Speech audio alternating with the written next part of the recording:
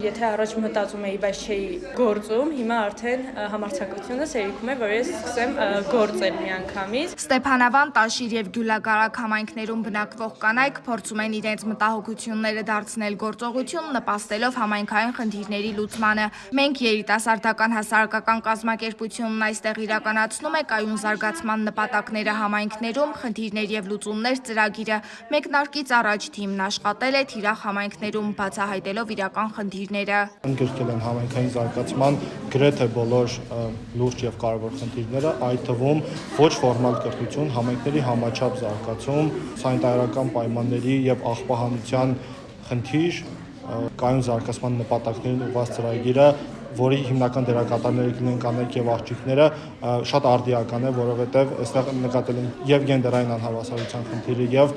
համայնքների համաչափ զարգացման խնդիրը։ Համայնքներում իրականացվել են երկօրյա ինտերակտիվ դասընթացներ, շուրջ 70 կին ծանոթացել է տեղական ինքնակառավարման մարմինների գործունեությանը, առաջնորդության սկզբունքներին, կայուն զարգացման նպատակներին։ Մասնակիցներն իրականացրել են համայնքային տարբեր նախաձեռնություններ, որոնք քարտեզագրել էին նախապես։ Տարբեր բնակավայրերից խնդիրներ էինք առանձնացրել եւ քարտեզագրել,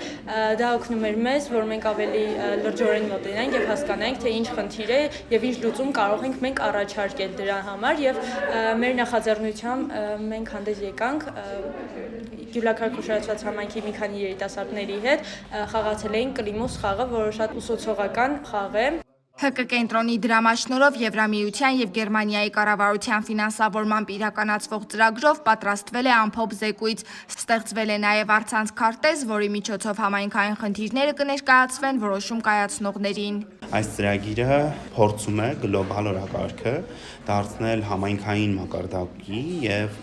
ցույց տալ հասարակությանը, այս դեպքում կանանց եւ երիտասարդ աղջիկներին, թե ինչպես է գլոբալ 2030 օրակարգը, կայուն զարգացման նպատակները ազդեցություն ունենում իրենց կյանքի վրա։ Ծրագրի մասնակից կանայք հանդիպել են նաև տեղական ինքնակառավարման մարմինների ներկայացուցիչների հետ, քննարկել քարտեզագրված խնդիրներն ու հնարավոր լուծումները։ Սերինե Սերոբյան, լուրերի համար։